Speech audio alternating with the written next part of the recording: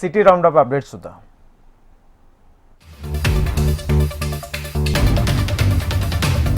AP group 2 పరీక్షకు సిద్ధమవుతున్న పలువురు అభ్యర్థులు హైదరాబాద్ అశోక్ నగర్లో ఆందోళన చేశారు. జీవో 77 ప్రకారం రోస్టర్ను సరిచేసి న్యాయం చేయాలంటూ అభ్యర్థులు రోడ్డెక్కారు. గ్రూప్ 2 పరీక్షలో రోస్టర్ విధానంలో మార్పులు చేసి వరకు మెయిన్స్ పరీక్షలు నిర్వహించరాదంటూ అభ్యంతరాలు నిరసన తెలిపారు. తాము పరీక్ష వాయిదా వేయాలని కోరడం లేదని, కేవలం రోస్టర్లోని లోపాలను సరిచేసిన తర్వాతే పరీక్షలు నిర్వహించాలని కోరుతున్నామన్నారు.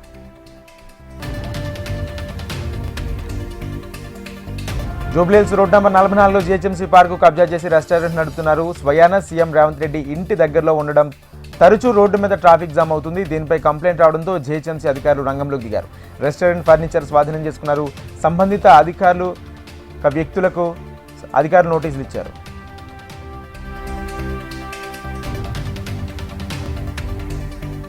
జీడిమెట్ల బిఎస్లో ఒక ప్రైవేట్ స్కూల్ ఆధ్వర్యంలో ఏర్పాటు చేసిన పిల్లల ప్లే జోన్ను సైబరాబాద్ సిపి అవినాష్ మహంతి ప్రారంభించారు.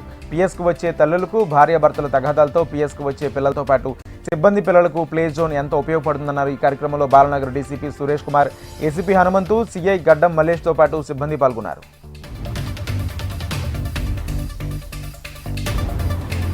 మాసబ్ ట్యాంక్ శాంతినగర్లోని ఒక అపార్ట్మెంట్ లిఫ్ట్లో 6 ఏళ్ల బాలుడు ఇరుక్కుపోయాడు. లిఫ్ట్లో వెళుతున్న సమయంలో ఒక్కసారిగా ఆగిపోవడంతో భయాందోళనకు గురైన బాలుడు కేకలు వేశాడు. గమనించిన అపార్ట్మెంట్ వాసులు వెంటనే ఫైర్, అగ్నిమాపక, డిఆర్ఎఫ్ సిబ్బందికి సమాచారం అందించారు. ఘటనా స్థలానికి చేరుకున్న సిబ్బంది వెల్డింగ్ మిషన్ సహాయంతో లిఫ్ట్ డోర్ తొలగించి బాలుడిని బయటికి తీశారు. స్పృహ తప్పి పడిపోయిన బాలుడిని నీలోఫర్ ఆసుపత్రికి తరలించారు.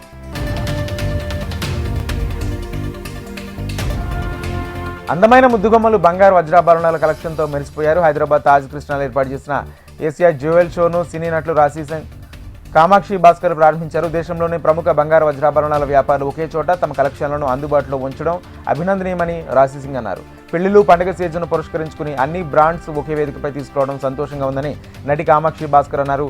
ఎగ్జిబిషన్ 3 రోజుల పాటు సాగుతుందని నిర్వాహకులు తెలిపారు. లాలగూడలోని ఒక వ్యక్తి హల్చల్ చేశాడు. బిర్యానీకి డబ్బులు అడిగారని స్టార్ హోటల్ సిబ్బందిపై దాడికి దిగాడు. బిర్యానీకి డబ్బులు అడగడంతో రాడ్డుతో హోటల్ ఫర్నిచర్ ధ్వంసం చేయడంతో పాటు సిబ్బందిపై దాడి చేశాడు. హోటల్ సిబ్బందికి తీవ్ర గాయాలు కావడంతో ఆసుపత్రికి తరలించారు. దాడి చేసిన వ్యక్తి పరారులో ఉన్నాడు.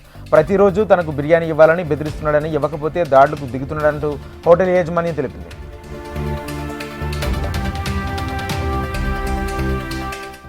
మలక్పేట అజాంపురా ప్రాంతంలో ఫుడ్ సేఫ్టీ అధికారి స్వాతి ఆధ్వర్యంలో సిబ్బంది దాడులు జరిపారు. ఫాస్ట్ ఫుడ్ సెంటర్లు, హోటల్లో, టిఫిన్ సెంటర్లో తనిఖీలు చేపట్టారు. ఈ దాడుల్లో పలు హోటళ్లు, ఫాస్ట్ ఫుడ్ నిర్వాహకులు రూల్స్ ఉల్లంఘించినట్లు గుర్తించారు. కిచెన్ అపరిశుభ్రంగా ఉండడం,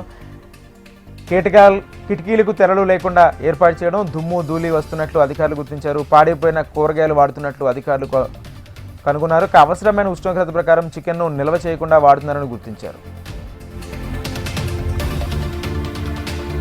దేశంలో ఉగ్రవాదం ఏ రూపంలో ఉన్నా దాన్ని రూపుమాపేందుకు ప్రభుత్వాలు కఠిన చర్యలు తీసుకోవాలని ఆమ్ ఆద్మీ పార్టీ తెలంగాణ కన్వీనర్ దిద్ది సుధాకర్ డిమాండ్ చేశారు. దిల్సుఖ్ నగర్ బాంబు పేలులో జరిగి నేటికి 12 సంవత్సరాలు.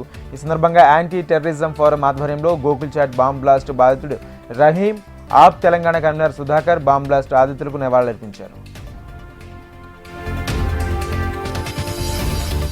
ఉప్పల్ చిలకనగర్లోని గణేష్ నగర్ వద్ద క్వాలిటీ పౌల్ట్రీ ఆధ్వర్యంలో mega chicken and eggs mela నిర్వహించారు.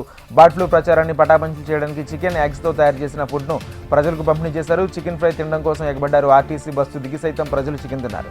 అసత్య ప్రచారం నమ్మొద్దని, 70 సెంటీగ్రేడ్ల ఉష్ణోగ్రత వద్ద వైరస్ చనిపోతుందని వివరించారు. ప్రజల్లో అపోహను తొలగించడం కోసమే మేళా ఏర్పాటు చేసినట్లు తెలుస్తుంది.